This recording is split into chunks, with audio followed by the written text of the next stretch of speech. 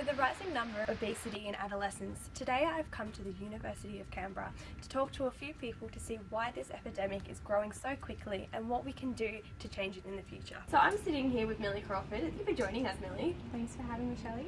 Pleasure. Now, Millie, does the eating habits of people have an influence over the development of obesity? Yeah, Shelley. So the Australian Bureau of Statistics found that looking at a group of 13 to 17-year-olds, in 1995, 16% were overweight and 5% obese. So they looked at that study again in 2007, so when they were in their mid-20s, 35% were overweight and 17% obese, so a dramatic change. That is a big, big change. Yeah. What are some of the influences that are impacting this? Yeah, so looking at eating patterns and eating habits of the people in their adolescent years was a key factor in these statistics. So looking at when you skip breakfast, it increases your prevalence to obesity, and also eating meals away from home. So like breakfast, lunch and dinner also increases as well. Wow, so what are some of the ways that we can change these influences or improve them for the future? Yeah, so we all know adolescence is a tough time in our lives. We adopt self-independence, obviously. So sourcing some of those foods for ourselves, we take into factors of location, access, costs of the food. So it can come down to those factors, and it typically seems that fast food is easier to access and at a low cost. So we tend to go for that cheaper option, whereas healthier food can be harder to go to the groceries and grab an apple or something.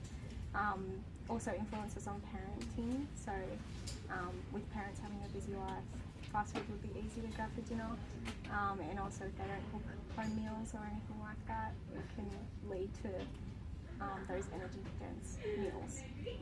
Yeah, for sure. And I know especially during those years of uni, when you're first year, those cheap easy meals at McDonald's are always the ones to go to. Well, thank you, Millie, for your time. I really enjoyed to have you. Thank you for having me. So I'm just going to grab someone's perspective, one of the students here, and we'll see what they have to think. Excuse me, ma'am. Can I grab you for a second? What was your name? Alrighty. Nice to meet you, Arati. So I was just wondering, what is your perception, or what do you think society's perception is of obese people? Well, I guess in today's day and age, society views obese people as lazy, unpopular, unattractive, obviously unhealthy. Yeah. So what are some of the main factors to consider when thinking about why people are overweight? I guess everyone sort of understands that the reason why people are obese is because they're eating excessively, not getting enough amount of exercise. But you also need to take into consideration environmental factors, their metabolic rates, genetics is all sort of accumulate when determining why people are obese, I guess. Yeah, perfect. And why is it that people who are overweight generally get towards more being obese rather than getting healthier? Well, I guess it sort of goes back to childhood. You have been overweight as a child, which could be a lot of factors, which includes parenting, how you've been brought up, what you eat, sort of society as well, like where you've been brought up. And if you have been overweight as a child, you're more likely to get bullied, victimized, stereotyped, and I guess that sort of eventually leads you to sort of have a dissatisfied quality of life. Yeah, that's good. And studies have actually shown recently that physicians and healthcare professionals aren't actually helping. How do you feel about that? Well, I actually heard about a research where sort of healthcare professionals and how long they would sort of sit down and talk with an obese patient, and it actually said, so that obese people would get less time than sort of what sort of healthy people would get. So it's sort of like if the healthcare professional in itself has been sort of discriminative of their weight, then how can we expect them to change when, their health isn't really helping? Yeah, for sure. And one last question. What are some of the benefits of changing the perception of society about people who are overweight? Well, as you can see now, the number of people who are getting obese is just getting higher rather lower. So clearly what we're doing at this current moment isn't really working. So I guess you need to take into consideration that these are they are people, and you need to be more sympathetic and understand why it is that they're obese, and sort of not bash them with hate. Just give them more love, I guess. Yeah. Well, perfect. Thank you so much for your time. We really appreciate it. That's all good. Thank you. So I'm sitting here with Tim Peterson. Hey Tim, thank you for joining us. Hey, it's a pleasure to be here. Perfect. So we're just going to jump straight in. What are some of the physical problems that adolescents and obesity face while growing up? So one of the major ones is type 2 diabetes mellitus, which typically will develop in people aged over 45 years, but recently it's become more and more prevalent in obese adolescents. Okay, and type 2 diabetes, is this just developed or is it hereditary at all? So type 2 diabetes is just developed due to their physical condition and has nothing to do with genetics. Okay, is there anything else that you can tell us about type 2 diabetes? Yep, so basically the way it works is we have insulin responsive cells in our body, and the excess fat, particularly around the abdominal area, reduces their ability to respond to insulin. So then the pancreas is going to be overproducing insulin to regulate blood glucose levels, and then that's eventually going to wear those insulin producing cells out. Is there any cure for this or a treatment? So unfortunately there's no known cure at the moment, and so it's a burden that they're going to have to carry into their adulthood. But it can be managed through taking medication, regular exercise, and having a nutritionally balanced lifestyle.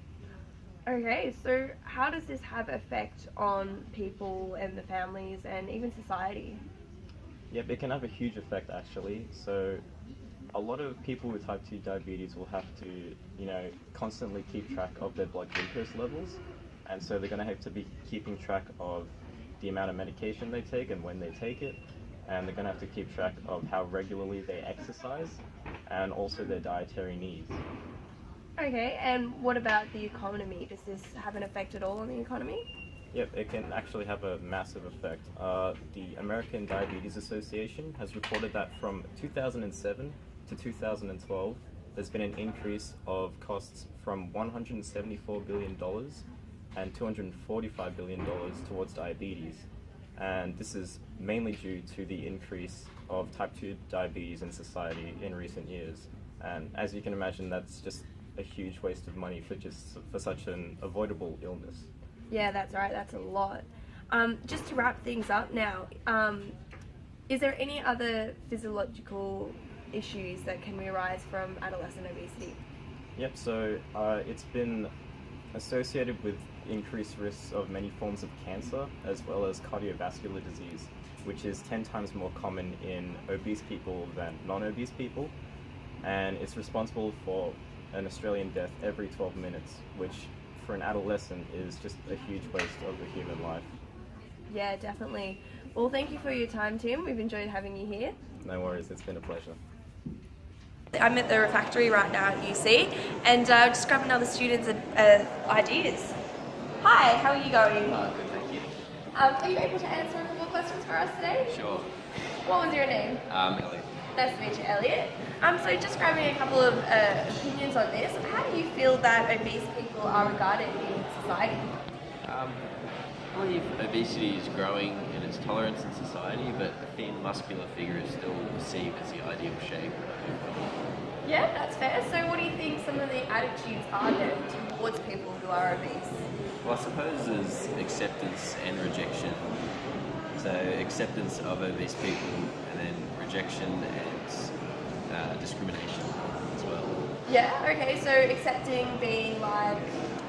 For example, the fat acceptance models, the growing population, trying to promote obesity as healthy or beautiful, and that it's okay to be obese. Yeah, and so that means rejection would be the right way to go, is that what you're saying? Not necessarily. So acceptance, it'll just promote and make the problem worse, but rejection will make it worse as well, because people will be more insecure and then fall back into old habits. Okay, so if acceptance and rejection both don't work, how do you feel is the best way that society should be towards people who are obese? I think society should acknowledge the growing epidemic that obesity is, but remain impartial to judgment. but not go so far as to promote it as being healthy or whatnot. So we should support the obese people. Yeah, fair. Okay, well, thank you for your time, Elliot. Thank you. And there we have it. As we can conclude from this week's episode, obesity in adolescents is a growing epidemic that affects not only individuals, but the community and the economy around them. With more information and different ways of handling things, we can start to change this in the future. As for now, things are still being handled a bit differently. Join us next week for our new episode on exercise and the effects that it has on our body. Thank you. Bye.